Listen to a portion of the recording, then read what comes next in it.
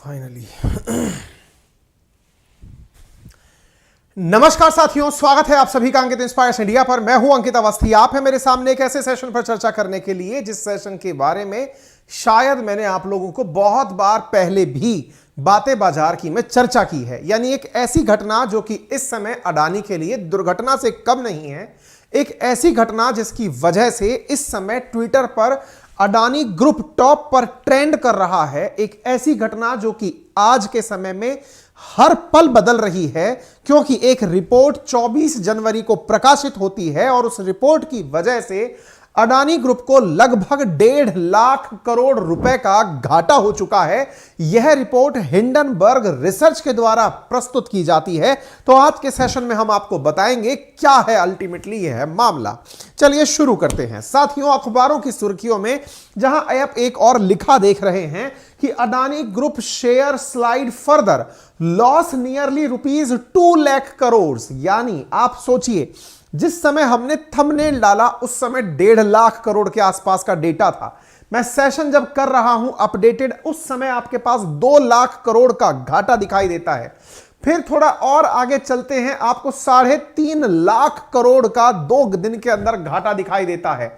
यानी कुल मिलाकर के मतलब यह है कि अडानी ग्रुप के लिए एक रिपोर्ट किसी बम से कम नहीं है।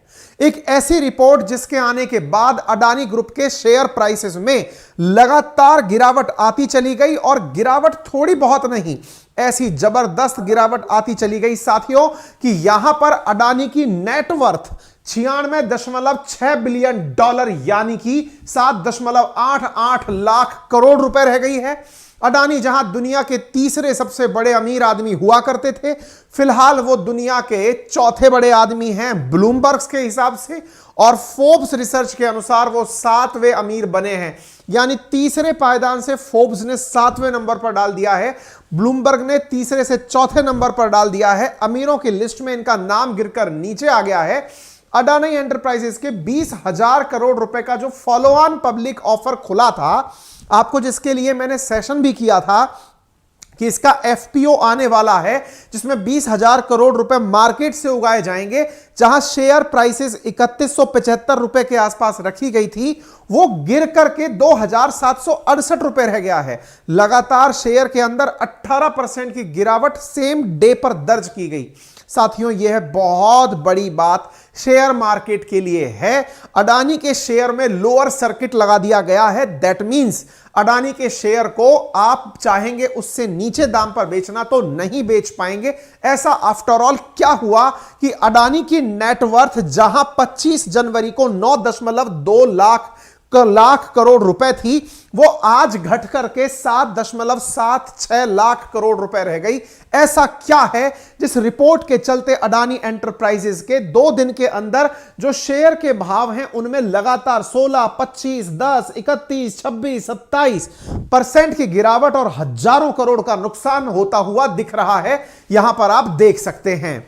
आंकड़ा है कि मार्केट में जहां अडानी ग्रुप का खुद का पैसा कम हुआ वो तो ठीक है, इसके साथ साथ पूरे मार्केट ने 4 लाख करोड़ रुपए गिरा दिए हैं, गंवा दिए हैं। ऐसा क्या है?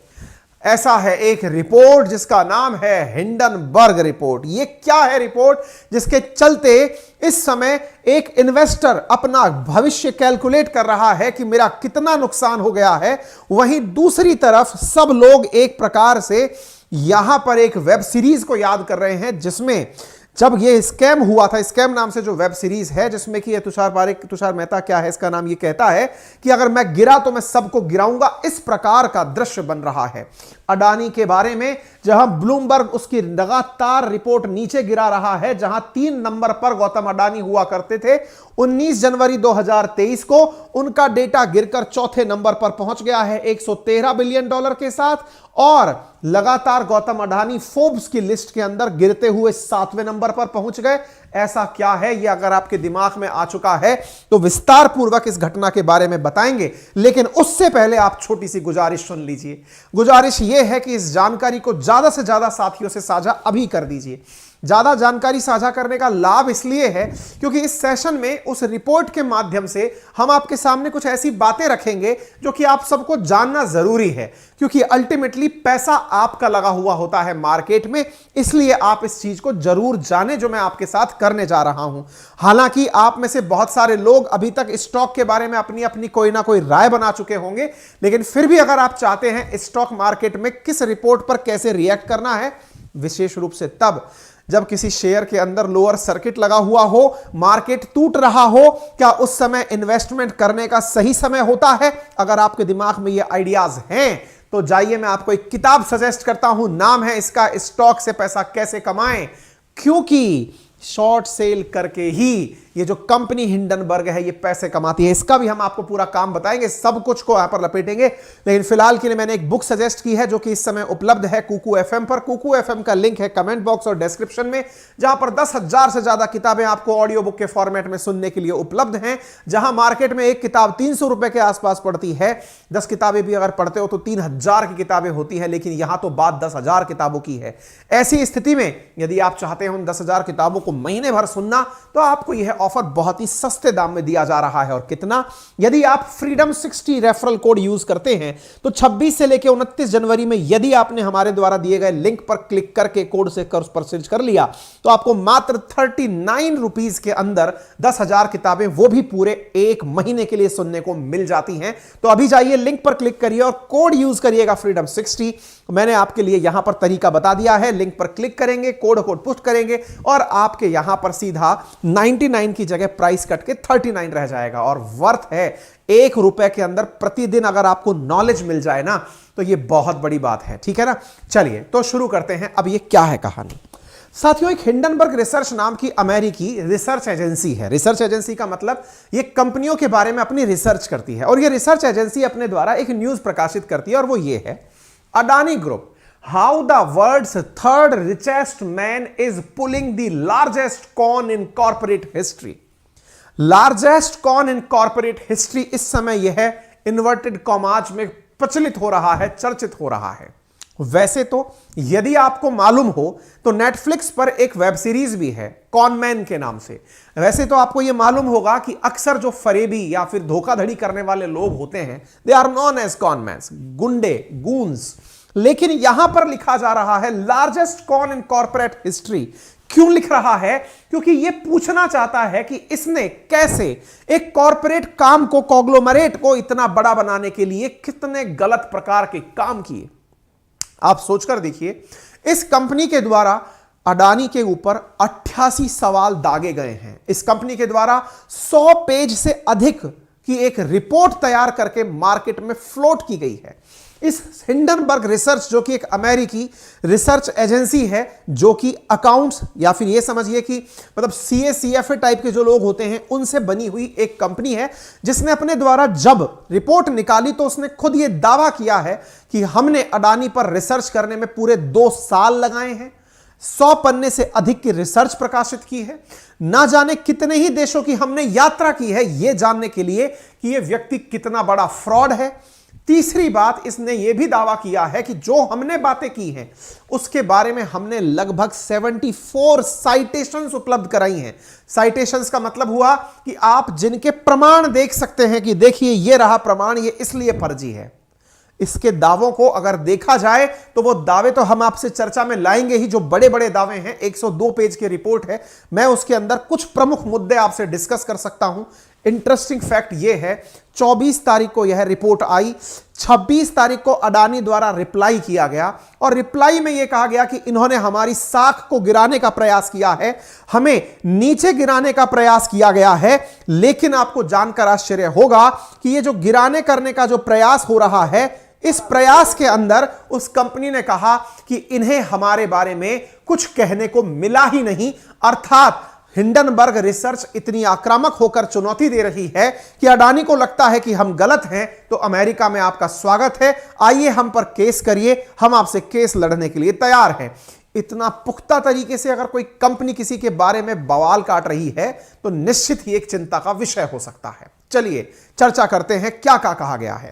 कंपनी दावा करती है कि फॉरेंशियल फाइनेंशियल रिसर्च के एक्सपर्ट हैं ये लोग और इनके पास दशकों का अनुभव है। हालांकि इस कंपनी की खुद की स्थापना 2017 में हुई है, लेकिन खुद के बारे में बताते हैं कि इन्हें 10 साल का अनुभव है और इन्होंने ना जाने बहुत सी कंपनियों के बारे में ऐसे ही रिसर्च प्रकाशित की हैं।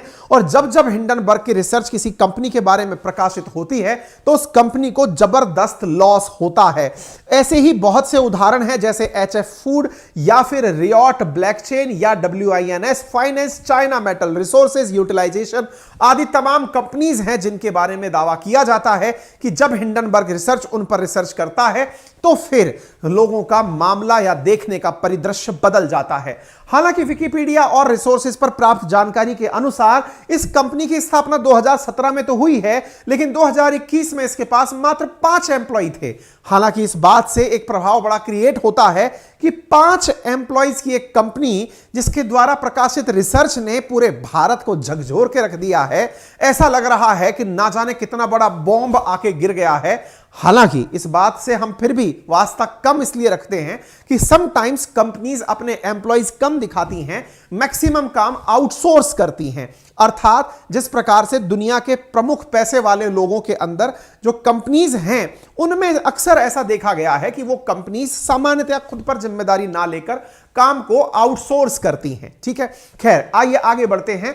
तो इस कंपनी की एक खासियत और भी है, मैं वो भी बता देता हूं ताकि भविष्य में इस कंपनी पर भी जब हम सवाल खड़े करें तो आपको समझ में आ जाए। ये कंपनी शॉर्ट सेलिंग के लिए जानी जाती है, बाद में बताऊंगा ये क्या होता है। इस कंपनी का आरोप क्या है? आरोप है कि अडानी ग्रुप ने टैक्स हेवन कहे जाने वाले देशों का गलत तरीके से इस्तेमाल किया और शेयर की कीमतों को मैनिपुलेट किया। इसका मतलब क्या होता है थोड़ा सा समझिएगा। टैक्स हेवन, भारत के आसपास बहुत सारे ऐसे देश हैं जिनके यहां पर टैक्सेशन के नाम पर कुछ वसूला ही नहीं जाता। उदाहरण के लिए, या फिर बहुत ही नॉमिनल पैसे वसूले जाते हैं। उदाहरण के लिए यदि मैं आपके सामने विकल्प रखूं सिंगापुर का, सिंगापुर एक ऐसा देश है जो अपनी कंपनी से बहुत कम टैक्स वसूलता है। इस वजह से बड़ी कंपनीज अपने खुद के जो मुख्य ऑफिसेज हैं या कंपनी का मुख्यालय सिंगापुर जाकर बसा देती हैं। वहां से वो अपने इन्वेस्टमेंट के रूप में अपने मेन कंपनी के अंदर जो इंडिया में काम कर रही है उसमें पैसे लेती है। ऐसा फ्लिपकार्ट ने भी किया हुआ है, आप उसे देख सकते हैं। सामान्यतः टैक्स हेवन में जाने का लाभ यह होता है, जैसे बड़ी कंपनीज जो इंडिया में काम करती हैं उन्हें इंडियन गवर्नमेंट के अनुसार टैक्सेशन देना पड़ता है, चाहे जैसे आप कॉर्पोरेट टैक्स के रूप में समझ लीजिए, या फिर आय पर लगने वाला इनकम टैक्स, या फिर लगने वाला GST। इन तमाम प्रकार के टैक्सेशन से बचाव के लिए कंपनीज अपने आप के मुख्यालय बाहर बना लेती हैं। तो कंपनी पर आरोप है, अडानी पर, कि इन्होंने अपने साथ में बहुत सारी छोटी छोटी शेल कंपनीज बनाई। शेल कंपनीज का मतलब फर्जी कंपनीज बना करके देश के बाहर स्थापित की और उनमें पैसा पहुंचाया और उन कंपनी से पैसा अपने पास लिया, उन कंपनीज को लाभ स्थानांतरित किया और इस प्रकार से उनके प्रॉफिट से अपना मुनाफा कमाया, क्योंकि उन्हें टैक्स देना नहीं पड़ा। एक आरोप तो इसके ऊपर यह है। अगर आपको याद हो तो यह दूसरा आरोप समझाने से पहले हमारा जो दूसरा चैनल है बातें बाजार की, जिस पर मैं अभी कुछ दिनों से सेशन नहीं कर पा रहा हूं, लेकिन क्या सेशन किए हैं उस पर, समय के अभाव में कुछ दिनों से सेशन नहीं आ पा रहे हैं। उसमें मैंने एक सेशन किया था 23 जनवरी को, 3-4 दिन पहले। उसमें मैंने एक चीज पढ़ाई थी आपको, कर्ज से करोड़पति बने अडानी।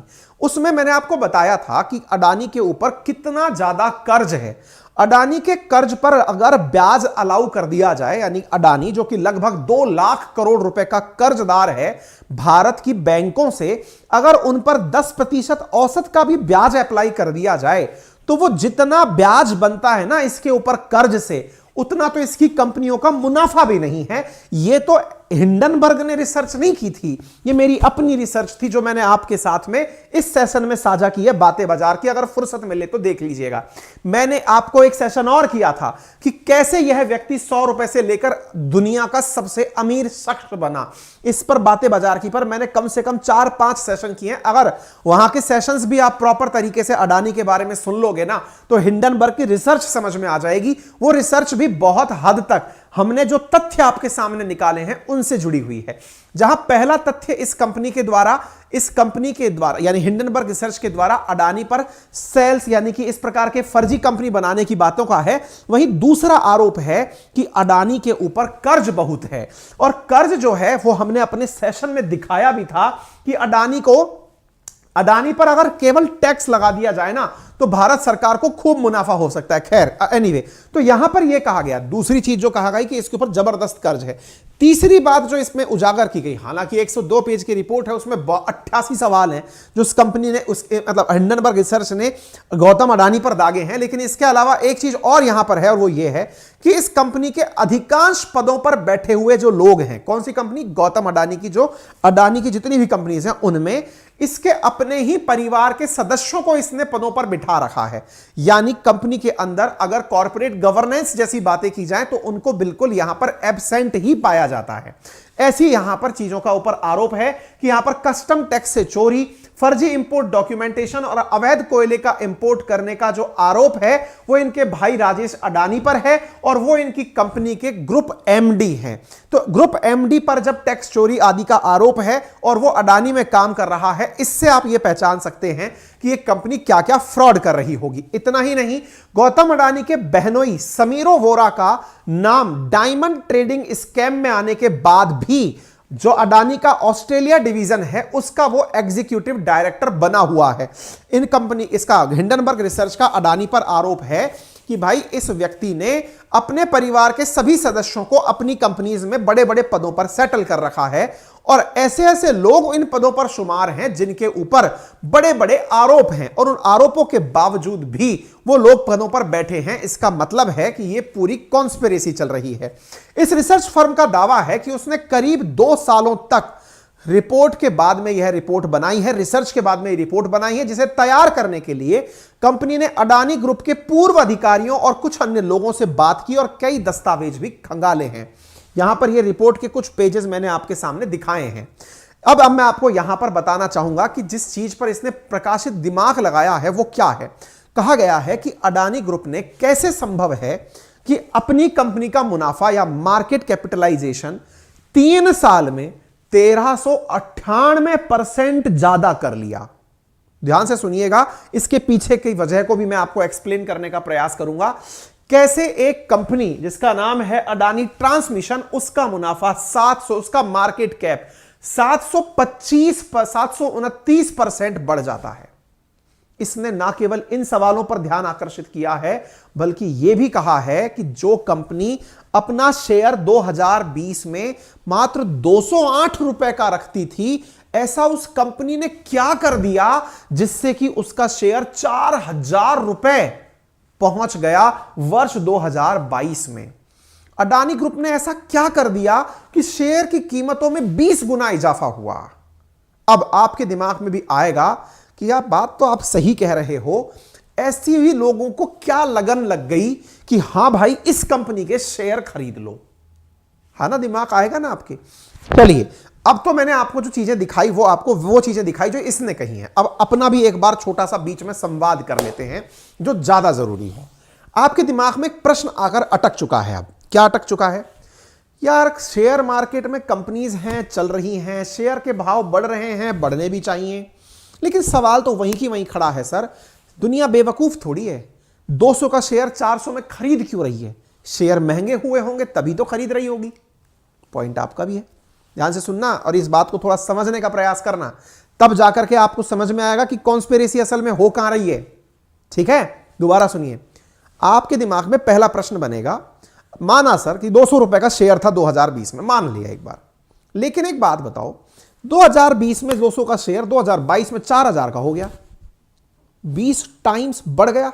मैंने कहा हां, 20 टाइम्स बढ़ा तभी ना सर जब लोग खरीदार बन के आ गए, अरे भाई साहब मुझे दे दो यार, मैं शेयर खरीदना चाहता हूं, तभी तो मांग बढ़ी तब जाके प्राइसेस बढ़ गए। इसमें तो मतलब सो सिंपल एज दैट। मांग क्यों बढ़ी? अरे सर उसने परफॉर्म अच्छे से किया होगा ना, तो मांग बढ़ी होगी। फिर आप में से किसी का दिमाग में आएगा कि सर आपको नहीं पता, कांग्रेस तो कहती है, केजरीवाल जी तो कहते हैं, क्या अंबानी अडानी सरकार के साथ, केंद्र सरकार के साथ मिले हुए हैं। अब आपके दिमाग में लेकिन यह समझ में नहीं आता होगा कि अल्टीमेटली केंद्र सरकार अडानी को मुनाफा देती कैसे है ना। मतलब देखो, आप में से बहुत सारे लोग एक आर्ग्यूमेंट से अक्सर उलझते हुए पाए जाते हैं। मान लिया कि साहब जो भी पैसा दिया जाता है अंबानी अडानी को, वो पैसा सरकार के द्वारा दिया जाता होगा, लेकिन शेयर मार्केट में तो सब कुछ स्पष्ट होता है। फिर सरकार का कैसे योगदान होता है, समझाओ सर। है 200 का शेयर उठ के 4000 पे जा रहा है, मांग बढ़ रही है तो प्राइस बढ़ रहा है, सरकार से कनेक्शन क्यों जोड़ा जाता है? अब मैं आपको बताता हूं कैसे जोड़ा जाता है। अब सुनिए आप आंसर।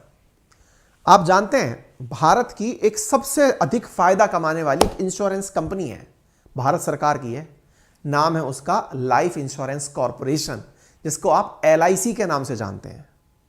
LIC जो आपका जीवन आपके बाद भी सुरक्षित करती है, इस प्रकार का विज्ञापन करती है। इंश्योरेंस लेते हैं आप लोग, आपके घर में आपके रिश्तेदार ने किसी ना किसी को चिपकाया होगा। LIC सरकारी कंपनी है। अच्छा अब आप सोचो, मैं एक सरकारी कंपनी का कर्ता धरता हूं, LIC का कर्ता धरता हूं। LIC अब क्या करती है कि अपने कुल पैसे में से, LIC के पास खूब पैसा है क्योंकि भारतीयों में डर बहुत है, और भाई साहब ले लिया इंश्योरेंस। LIC अपने कुल धन में से 74,000 करोड़ रुपया, कितना 74,000 करोड़ रुपया, ये डेटा है, अडानी के शेयर खरीदने में लगा देती है। आप और हम कितने पे अटके हुए थे? 200 रुपए प्रति शेयर पे, 4,000 रुपए प्रति शेयर पे एक आध शेयर खरीद के राजी हो रहे थे। यहां कितना हो रहा है? 74,000 करोड़ रुपीस अडानी के शेयर परचेज करने में LIC लगा देती है। आपका दिमाग भन्ना जाएगा, क्या बात कर रहे हो सर? हाँ भाई साहब, ये कौन ने परमिशन दी होगी? सरकार ने। ऐसी सरकार का नाम थोड़ी जुड़ जाता है भाई। अच्छा ये खेला हो रहा है। फिर और हमने कहा ऐसा ही आरोप SBI पर है। सर SBI पर तो लोन देने का आरोप है। हमने कहा नहीं, लोन तो देती ही है, लेकिन वो भी तो अपना पैसा शेयर मार्केट में डालती है, और SBI के माध्यम से पैसा ऐसे ही हजारों करोड़ में अडानी के शेयर परचेज करने में गया है। मतलब सर ये कंपनीज खुद जाके अडानी के शेयर खरीद ले रही हैं। हमने कहा हां। तो बोले इसका मतलब यह हुआ, आपको अचानक देखेगा कि यार जो शेयर में खरीदने गया था उसको तो बहुत महंगे प्राइस पर कोई दूसरी कंपनी खरीद चुकी है। मार्केट में तो जनाब शेयर की कीमत मांग और आपूर्ति पर ही तो चलती है, डिमांड और सप्लाई पर ही तो चलती है।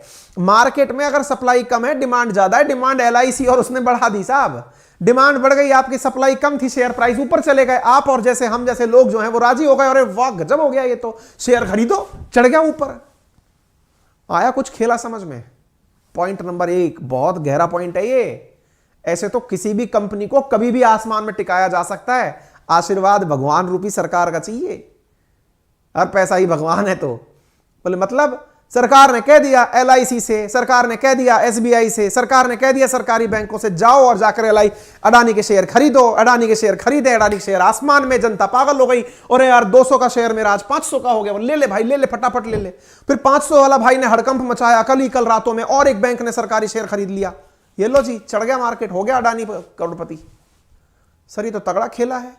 आपको दिखाई दे गया, आप तो बड़े ज्ञानी आदमी हैं। सरकार को नहीं दिखाई देता। सरकार को भी दिखाई देता है। आरोप भी तो यही लगते हैं। सरकार की कृपा होने का मतलब क्या होता है? दूसरा तरीका सुनिए अब आप। एक तो हुआ ये कारण जिससे सरकार के द्वारा कैपिटलाइजेशन इतना बढ़ गया। आप सोचेंगे ना, कईयों के दिमाग में आता होगा, सर हमारे तो ये समझ में नहीं आता अडानी इतना पैसे वाला बन कैसे गया रातों रात। आप और हम में से कई साथी तो इस कारण से कंफ्यूज होते हैं, इतना पैसा ले कहां से लिया, कमा कहां से लिया इसने। चलो अब मैं वो बताता हूं कमा कैसे लिया। कमाते ऐसे नहीं है, मैं थोड़ी सी आपको ना कैलकुलेशन समझाता हूं, समझना। देखो, अरे भैया चल जा यार, आपको एक छोटी सी कैलकुलेशन समझाते हैं, फिर हम आगे बढ़ जाएंगे। भाई देखो, हमारा पेन ही नाराज हो रहा है, चलना नहीं चाह रहा है अडानी के नाम पे। देखो मुद्दा क्या है, मैं आपको बताता हूं। मान लो ये पाई है, ठीक है ना। अडानी पैसे वाला कैसे बना, मैं आपको एक ही लाइन में समझा देता हूं, आपको सारा खेला समझ में आ जाएगा। ये अडानी की कंपनी है, मान लो उसकी वैल्यू थी 100 करोड़ रुपए। कितनी थी? 100 करोड़ रुपए। 100% मालिक था अडानी, ठीक है। अच्छा, अडानी पैसे वाला कैसे बना? आप में से कईयों को लगता होगा यार ऐसा कौन सा इसको कुबेर का खजाना हाथ लगा कि ये दुनिया के अंदर टॉप 3 में पहुंच गया। अभी सब समझ में आ जाएगा। अडानी ने क्या किया, अपनी कंपनी को मान लो मैंने ऐसे 4 भागों में बांट दिया, 25%, 25%, 25% और 25% बांट दिया। अडानी ने कहा कि ये 3 हिस्से तो मैं अपने पास रखूंगा, कौन रख रहा है इन 3 हिस्सों को? मिस्टर अडानी रख रहे हैं। ये बाकी बचे जो 25% है ना, इनको अडानी ने कहा कि जाओ इसे अब दुनिया में बेचते हैं। अडानी गए दुनिया में थे आप और हम जैसे कलाकार। हमसे कहा कि अंकित अवस्थी 5% शेयर मैं आईपीओ में लेके आ रहा हूं। आईपीओ क्या होता है? Initial public offering. देखिए मैं एक बात बताना चाहूंगा, अगर आपको शेयर मार्केट की कोई सी भी जानकारी चाहिए ना, तो हमारा दूसरा चैनल है बातें बाजार की, उसमें हमने ये सब बातें डिटेल में समझा रखी हैं। फिर भी यहां पर आप नए हैं तो समझ लीजिए। अब क्या हुआ, 5% आईपीओ में निकाला। 5% आप में से कुछ लोगों को लगेगा अरे सर जी ये तो आप ही खरीद लोगे 5%। तो 5% टेक्निकली तो 5 करोड़ का हुआ। उदाहरण के लिए समझना इस बात को। मैंने कहा नहीं भाई, अभी खेला होने जा रहा है, अब तुम्हें तो वेट करो। कैसे? 5% को 1 लाख शेयरों में बदल दिया। कितने शेयरों में बदल दिया? 1 लाख शेयर में। कैसे बदल जाएगा सर 1 लाख? मैंने कहा यार गजब बात कर रहे हो, मैं तो 1 रुपये को भी 1 लाख भागों में बांट सकता हूं। ये तो मेरे ऊपर है, मैं कितना भागों में बांटता हूं। 0.0001 लिखना है तो इतना ही तो करना है। बोले अच्छा, अब सर एक बात बताओ, 1 लाख शेयर में मैंने 5% को बांट दिया, अभी भी तो 20% बच रहा है ना? मैंने कहा हां बच रहा है। तो मैंने कहा अब खेला होने जा रहा है। खेला क्या? अब आती है एक कंपनी जिसका नाम है एसबीआई, एक और कंपनी आती है जिसका नाम है एलआईसी, और वो आकर कहती है कि अडानी बाबा, बोले हां मुझे आपके 10% भागीदारी चाहिए। कौन बोला? एलआईसी बोला। कितने में चाहिए बताओ? अब ये खोपड़ी खुजाल रहा है कि यार 100 करोड़ का जब 100% है तो टेक्निकली तो मेरा 10 करोड़ का 10% हुआ, पर मेरे ऊपर तो कृपा है। तो एलआईसी कहती है कि मैं आपका 10% 50,000 करोड़ में खरीदती हूं। कितने में खरीद लिया? 50,000 करोड़ में। जाओ जियो, जा सिमरन जी ले तेरी जिंदगी। फिर से सुन लेना, 50,000 करोड़ में 10% हिस्सा खरीद लिया। किसका? एलआईसी का। जब 10% की वैल्यू 50,000 करोड़ है तो भाई दिमाग लगाओ, 100% की वैल्यू कितनी कंसीडर की जाएगी? 5 लाख करोड़ रुपया। अब आई बात समझ में? अचानक अडानी की वैल्यूएशन 100 करोड़ पे जो आदमी चल रहा था, एलआईसी ने आकर 50,000 करोड़ में इसका 10% हिस्सा खरीद लिया। बिका 10% ही है, लेकिन 10% से ही तो बाकी बचे कि आप भाव लगाओगे। मार्केट वैल्यू हो गई 5 लाख करोड़ रुपया। अचानक अडानी रॉकेट हो गया, जूम पहुंच गया साहब। समझ में आ गया? एलन मस्क की गद्दी हिल गई। अब दूसरा तरीका, यहां पर एलआईसी ने भाव चढ़ाए इसके। आप अपना शेयर लेने के लिए खड़े थे, 5% शेयर खरीदूंगा मैं तो। 5% में 1 लाख शेयर हैं, पहुंच गए हम लेने। भाई साहब अब यहां पर 50,000 करोड़ के जब 10% शेयर बिके हैं, तो ये जो 5% शेयर है ना, ये 25,000 करोड़ के हो गए। और 25,000 करोड़ के शेयर है ना, अगर वो 1 लाख शेयर हैं तो आप सीधा सीधा हिसाब लगा के देख लो, एक शेयर भी अब आपको हजारों करोड़ में मिलेगा, 1000 रुपए में मिलेगा। 25,000 गुणा में करोड़ कर दो, 7 जीरो उसकी 3, 10 जीरो, 10 जीरो में से 5 घटा दो, लगभग 10,000 करोड़ की 20,000 रुपए के आसपास का एक शेयर मिलेगा। आ गई बात समझ में? कैसे बढ़ी मार्केट वैल्यू? उम्मीद है आपको थोड़ा बहुत झलक मिल गया होगा।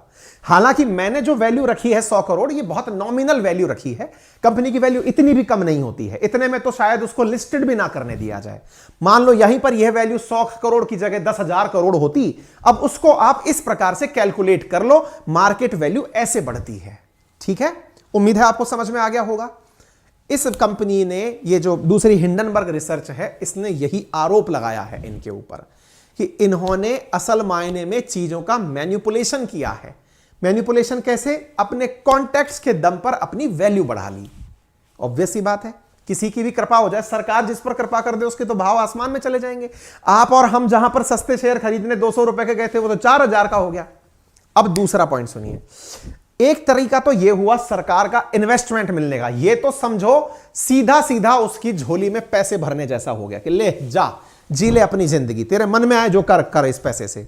ठीक है साहब, अडानी दुनिया खरीदने निकल लिए। अब दूसरा तरीका, अडानी को क्योंकि ये है प्यास है बड़ी, तो अडानी को ये पैसा भी कम लगा कि यार एलआईसी के 74,000 करोड़ से क्या होगा है, इससे कुछ नहीं होता सर जी, कुछ और बढ़ा दो। तो बैंकों को आदेश दिया गया, तुम्हें दिखता नहीं है कितनी बड़ी कंपनी बन गई है, बिलियन डॉलर में चल रहा है जिसका हिसाब है, तुम लोगों से कर्जा नहीं दिया जाता उसको। सर कितना कर्जा दें जरा बताइए। बैंकों को आदेश दिया गया कर्जा दो इसको, कर्जा दें। सर कितनी बड़ी कंपनी हो चुकी है, तुमको दिखता नहीं जिसमें LIC ने पैसा लगाया हो, सोचो कितनी बड़ी कंपनी होगी। सर हाँ सही कह रहे हो आप, तो बहुत बड़ी कंपनी होगी, कर्जा दो इसको। कर्जा कितना? 2 लाख करोड़ रुपए का बैंकों ने दे दिया कर्जा। कितने का? 2 लाख करोड़ रुपए का दे दिया बैंकों ने कर्जा। तो ऐसे ही थोड़ी जमीन से अर्श, फर्श से उठकर अगर अर्श का सफर हो तो आशीर्वाद जरूरी है, और वो रिसर्च यह कंपनी बता रही है। उम्मीद है आप लोगों को यह बात समझ में आ रही हो। Adani group has repeatedly faced allegation of corruption, money laundering and theft of tax payers money. और तो और मुनाफा बचा उसको बाहर से राउटिंग करके अंदर ले आए। अडानी को यह खबर लग गई थी बहुत पहले ही, क्योंकि अडानी के ऊपर एक और कंपनी है क्रेडिट स्विस नाम से, उसने 2022 के सितंबर में निकाल के बता दिया था कि इनके ऊपर 2 लाख करोड़ नहीं 2.5 लाख करोड़ रुपए का कर्ज है। अरे तभी तो मैंने सेशन किया था कर्ज से करोड़पति। तब इनकी रिपोर्ट आई थी, क्रेडिट स्विस नाम की कंपनी थी, क्रेडिट साइट नाम की रिपोर्ट थी। जब वो आई तो फिर ये जनाब आए इंटरव्यू देने, अरे लोगों में मेरी इमेज खराब ना हो जाए। या आपको क्या लग रहा था, किसकी? आपको लग रहा था राहुल गांधी जी के कहने से ये इंटरव्यू देने आए हैं? या आपको लग रहा था रवीश कुमार जी ने NDTV छोड़ दिया इसलिए मजबूरी में गौतम अडानी चल करके आ गए? ये गौतम अडानी है, सरकारें इधर उधर हो रही हैं इसके नाम पे भाई। तो बोले इसका मतलब समझो। आपको लग रहा था, कईयों को लगा कि रवीश कुमार जी आजकल NDTV बाहर निकल करके सब जगह भाषण देते फिर रहे हैं, अब इसकी इमेज पर सवाल आ गया। इसको थोड़ी चुनाव लड़ना है, इसकी इमेज पर सवाल आ गया। ये तो तब भी बाहर नहीं निकला था इंटरव्यू देने जिस समय पूरी कांग्रेस पीछे पड़ी थी, पूरी तरह केजरीवाल पीछे पड़े थे, हाथ में पन्ना लिए फिर रहे, देखो इसने क्या कर दिया, देखो इसने क्या कर दिया। ये तब भी निकले नहीं थे। लेकिन क्रेडिट स्विस जैसी कंपनी ने जब इनका पूरा की पूरा प्रकाशित किया काला चिट्ठा, और जब इनको पता चल गया कि हिंडनबर्ग रिसर्च आ रही है, 27 तारीख यानी आज इनका FPO आने वाला था, फॉलो ऑन पब्लिक ऑफरिंग आने वाली थी। IPO के बाद ये एडिशनल अपने शेयर और बेचने वाले थे, जिसके लिए इन्होंने कुछ 3176 रुपए के आसपास प्रति शेयर का भाव भी फिक्स करके रखा था। ये अपनी इमेज बनाने बाहर आए थे कि लोगों को यह ना लगे कि मेरे पास में पैसा नहीं है या जो पैसा है वो फर्जी है। ऐसी स्थिति में ये लोगों तक जहां जहां जा रहे हैं, इंडिया टुडे को इंटरव्यू दे रहे हैं साहब, इंडिया टीवी को इंटरव्यू दे रहे हैं साहब, जो मिल रहा है ले लो साहब, इंटरव्यू ले लो बस हैं। तो ऐसी जगह पर लोगों को लगा नहीं यार ये तो मेहनती आदमी है, मेहनत करके पहुंचा है, कॉन्टेक्स्ट मेहरबान है भाई साहब अडानी जी के ऊपर। अब आप सोचिए, इनसे पूछा गया कि सर आपने इतना कर्जा ले लिया, चुकाओगे कैसे? अरे गजब बात कर दी। फिर कुछ कंपनियां बनाएंगे, उन कंपनियों से 2026 से 28 के बीच में उनका भी IPO ले आएंगे। IPO का मतलब इनिशियल पब्लिक ऑफरिंग, लोगों से फिर पैसा उगा लेंगे। साहब कृपा है आपके ऊपर प्रभु की, ठीक है ना। तो अडानी ग्रुप ने फिर, अब आप पूछेंगे सर एक कंपनी की आप रिपोर्ट पर इतना विश्वास कैसे कर सकते हो? हैं आपने, आपके हिसाब से तो वो कंपनी सही है और हमारी देश की जनता बेवकूफ है, सरकार बेवकूफ है, LIC बेवकूफ है। मैं ऐसा नहीं कहता, मैं तो सिंपल सी बात है जी, मैं कौन हूं? मैं मोटा सा आदमी हूं, लेकिन मतलब कद बहुत छोटा है मेरा, है ना। कद बहुत छोटा है का मतलब मेरा ये नहीं है कि मैं 2 फुटिया हूं, होने को तो पूरा 6 फुटिया हूं, लेकिन मुसीबत ये है कि मैं बोलने वाला, मैं बहुत छोटा सा आदमी हूं, है ना। ये व्यक्ति क्या कह रहा है आपसे कि इसने क्या कहा, उसने क्या कहा, किसने क्या किया, बस मैं इतना ही तो करता हूं। ऐसे ही क्रम में अडानी ग्रुप का क्या कहना है वो सुन लो।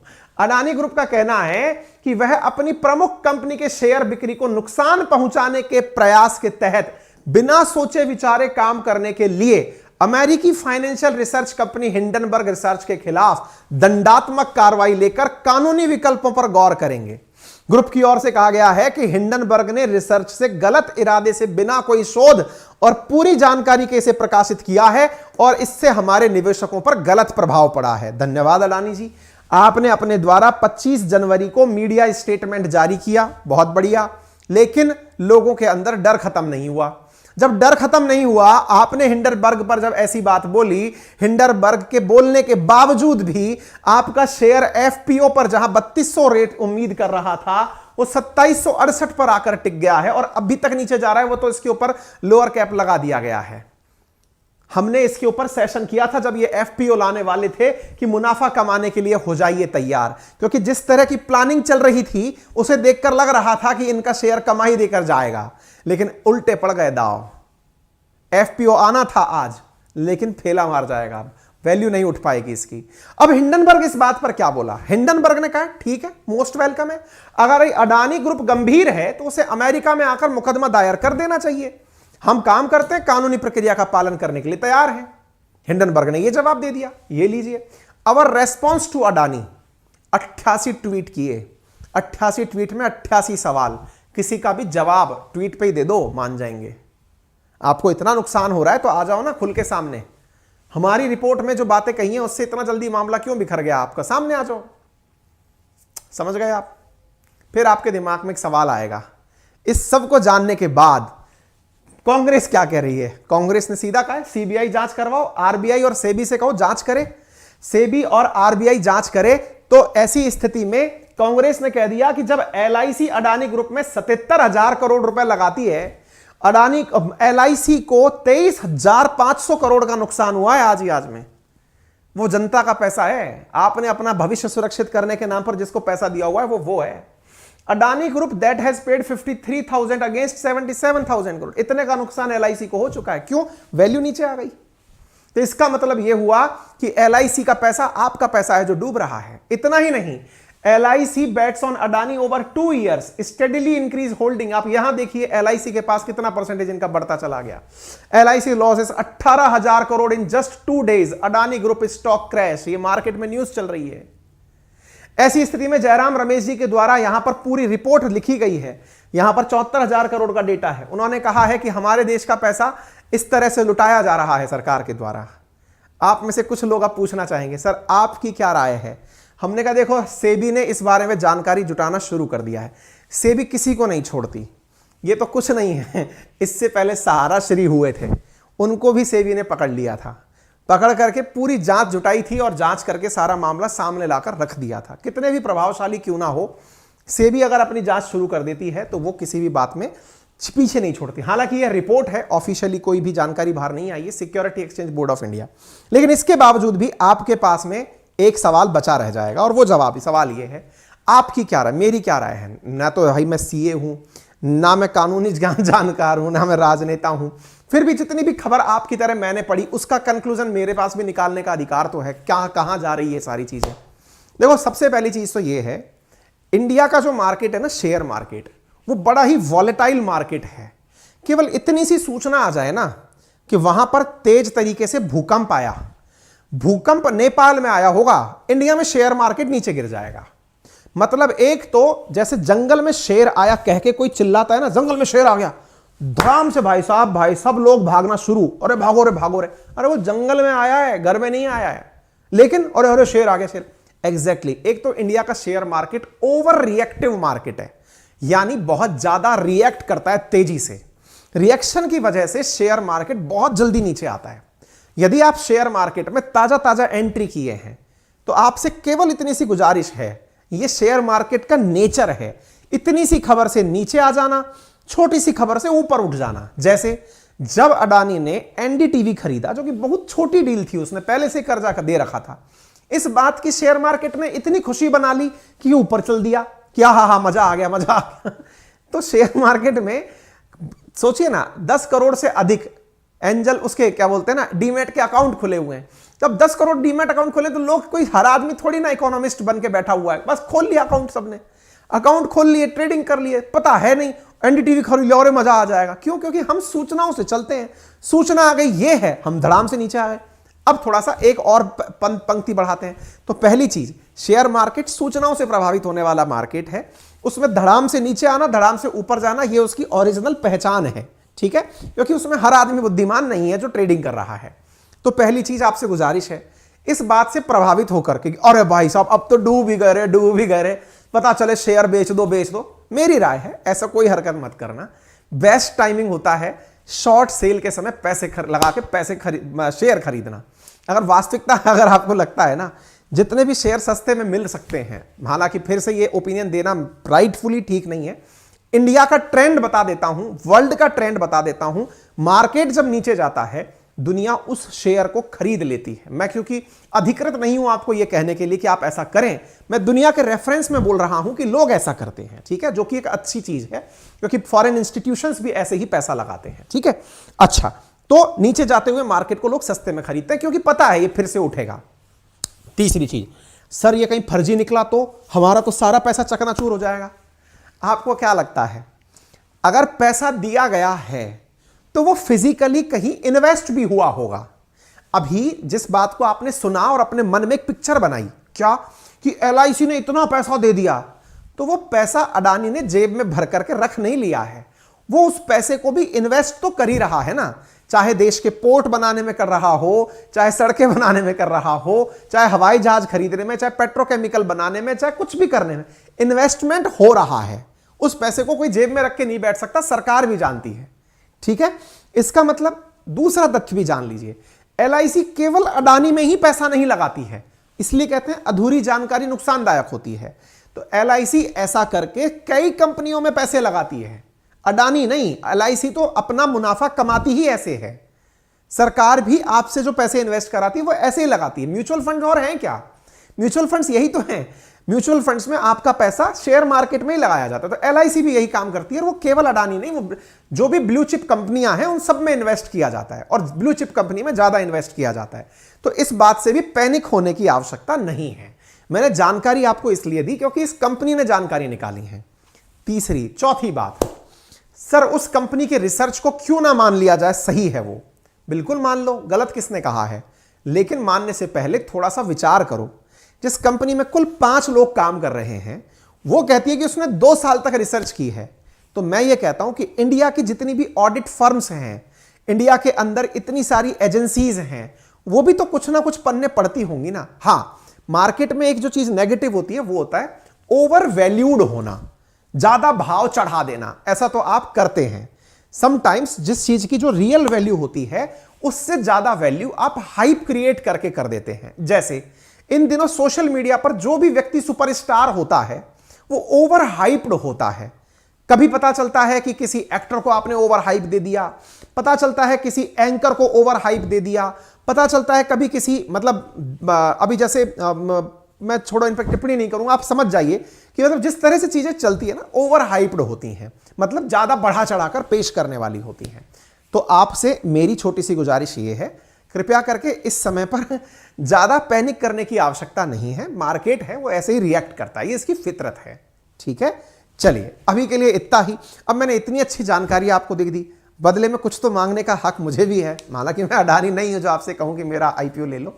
मैं केवल इतना कह रहा हूं कि वीडियो की बटन बगल में एक लाल रंग का बटन है जिस पे लिखा है सब्सक्राइब, उसे दबा दीजिए। उसका कलर चेंज हो जाता है आपके दबाते ही, पैसा कुछ लगता नहीं है, उसमें कोई पैसा नहीं लगता है। सब्सक्राइब करने का बटन बोलते हैं। और तो और, अगर आपको मेरी बात थोड़ी सी भी लगी कायदे की है तो इसमें एक शेयर का ऑप्शन है, उसमें भी कोई पैसा नहीं लगता, उसे शेयर कर दीजिए। एक थम्स अप का सा बटन है, उसे दबा दीजिए। वो लाइक करने का बटन है, उसमें भी कोई पैसा नहीं लगता। यानी मैंने जो भी जानकारी आपको बताई वो सब मुफ्त की है, ठीक है। तो आप इतनी कृपा तो हम पर बरसा ही सकते हैं। बाकी तो आपको जो पैसा देना है वो यहां देना है। 39 रुपए में 10,000 किताबें पूरे 1 महीने के लिए कुकू FM पर, लिंक कमेंट बॉक्स में दिया गया है, वहां जाकर फ्रीडम 60 कोड लगाकर डाउनलोड कर लीजिए, ठीक है। बहुत बहुत धन्यवाद। अपना ख्याल रखें, बड़ों का सम्मान करें, छोटों को प्यार दें, और अपना व्यक्तित्व इस प्रकार से विकसित करें कि महिलाएं आपके साथ सुरक्षित और सम्मानित महसूस करें। धन्यवाद।